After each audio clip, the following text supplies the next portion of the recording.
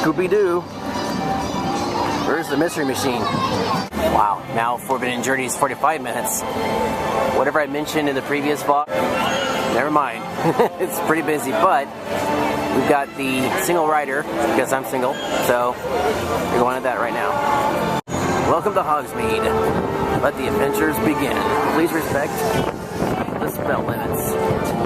Here, of course, is the Hogwarts Express. So cool to see this thing in person, let me tell you.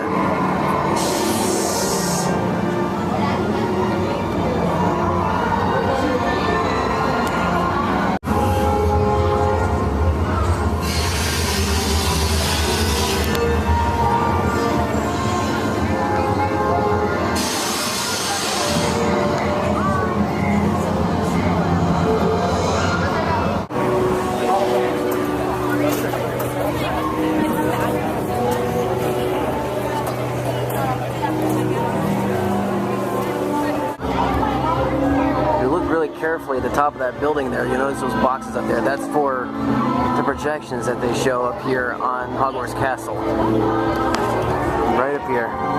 So for the first time, I'm going to try out Flight of the Hippogriff. It's only a 5-minute wait. Here we go.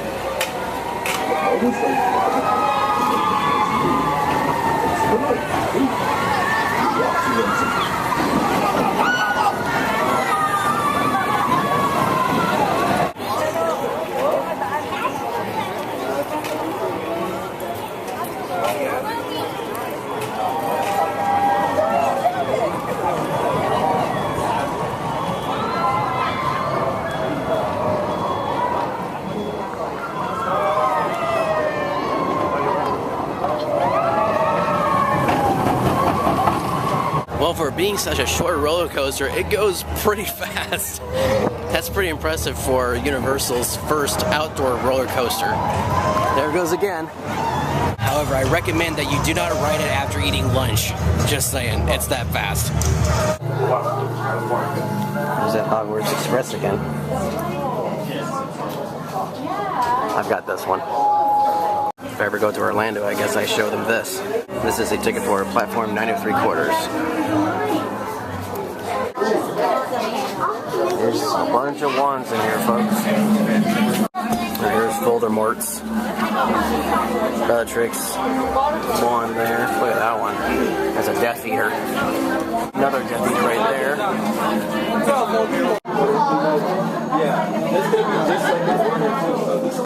There's Harry's.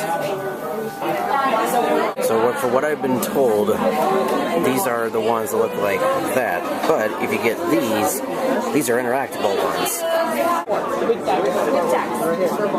So as you can see on the tip here, you got a little sensor right there.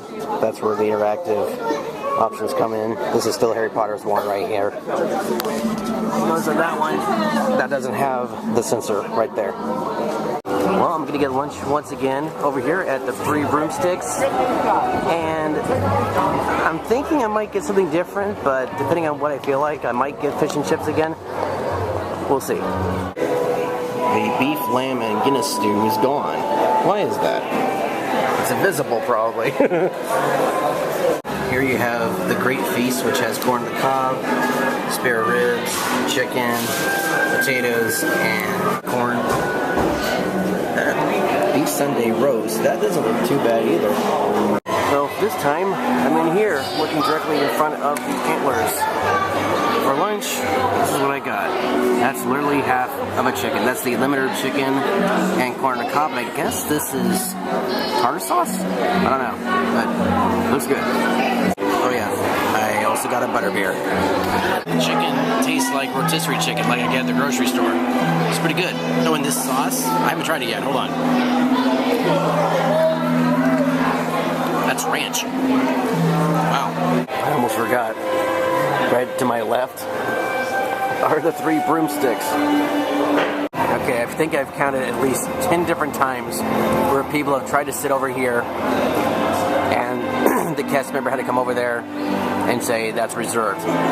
Like literally 10 people with families tried to sit at that table even though there are reserved signs on top of it. They just came by and put 2 more signs saying reserved. It's like, come on guys, if they're reserved, they're reserved, okay? Don't sit down because they're reserved.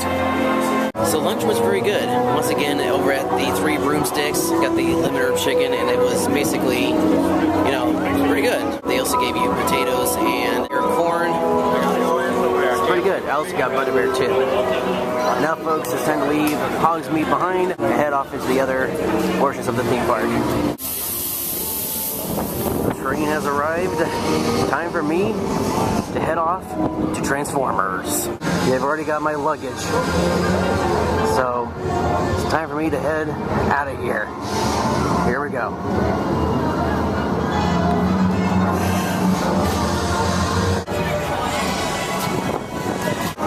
Actually, before we go to Lower Lot, let's check out the special effects stage show. These types of special effects are called practical effects, which are done on set directly in front of the camera. And our first example of practical effects is Model. Universal's 1933 film The Mummy made use of miniature effects, including scale models like the one right here in the title sequence. And we know that's a model because the real pyramids do not say The Mummy on the back of them. Now, as you know, Universal is relaunching the Mummy franchise with Tom Cruise. This shot is from the 1999 version, which uses this model that you see here on stage. This is the actual model they used in the making of the film, and the detail on this is incredible. Models are still a great way to fool the camera, right, Susan? Absolutely. Josh came flying in, Mike came in upside down. Hey, Susan, why can't we have a cool entrance like that? Because we're wearing nice clothes. You may not know their faces, but you have seen their work in countless television and movie projects, sometimes as stunt doubles for some of your favorite stars. Let me introduce them. We have Josh, Mario, Jay, Huerta, and our stunt coordinator, Michael DeCamp. Welcome. Hey. Welcome to the stage, guys. Michael, is it safe to say that stunt performers almost always double for actors when there's a fight scene? Absolutely. Most actors do not like to get kicked in the face. Kicked in the face? Like so. Oh! Oh, is he okay? Stunts. You guys can get set up. When staging a fight, the art of illusion is very important. All of the moves have to be realistic enough to fool the camera without getting anybody injured. So the performers have to make it look believable. Let me set our scene. Exterior, dark alley, dead of night. A couple of nefarious characters are hanging around. Ready? And action! Here we go, pal.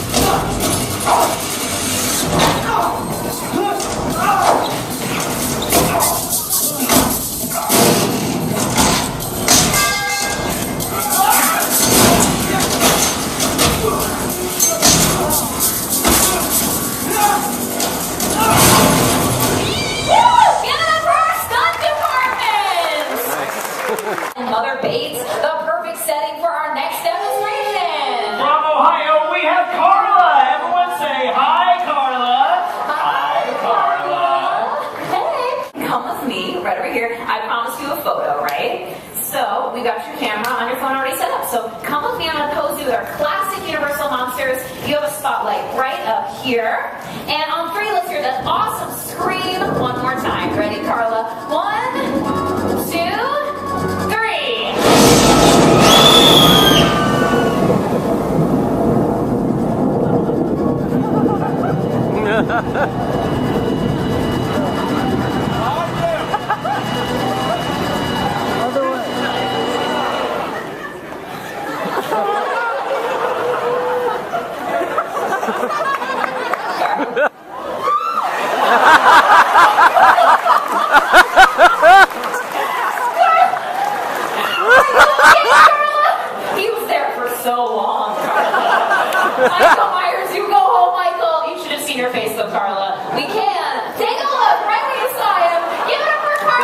time, everybody!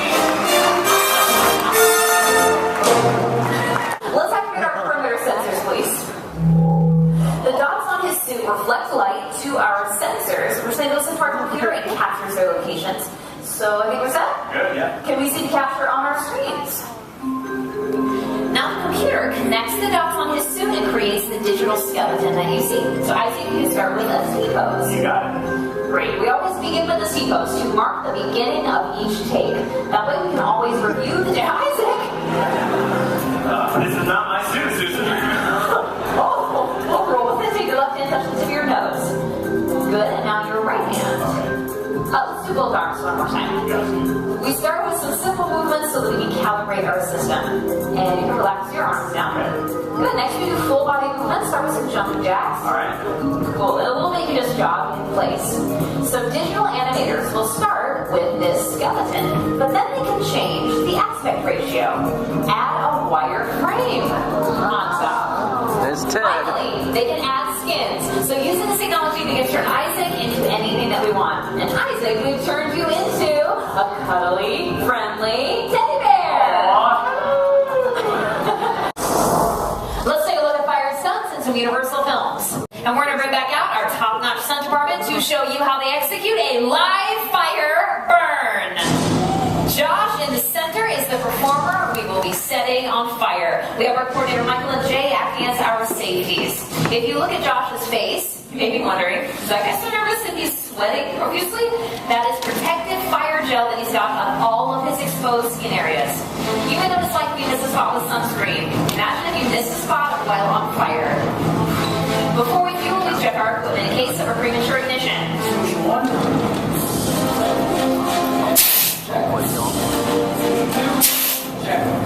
At the completion of the shot, Josh will make his way to this fire blanket where he will be extinguished.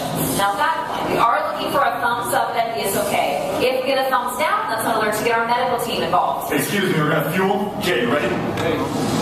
At this point, I do need to stress that these are trained professionals. They are using very special equipment, fuels, gels, and wardrobe pieces. This is Josh's 23rd burn. He is going to go for 8 to 10 seconds. So I will leave it to our booth to set the lights in the house for the shot.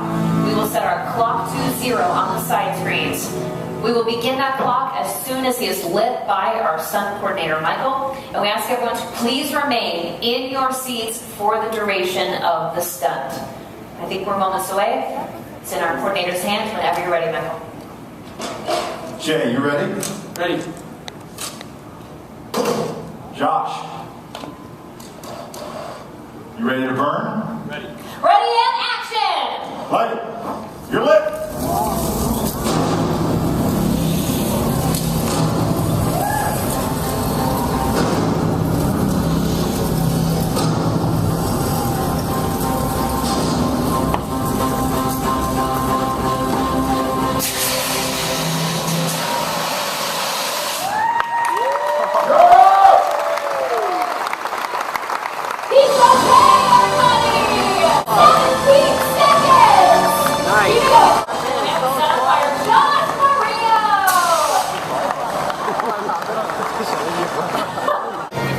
Well, that was fun. Now we're in Springfield. And now we're heading to the lower lot.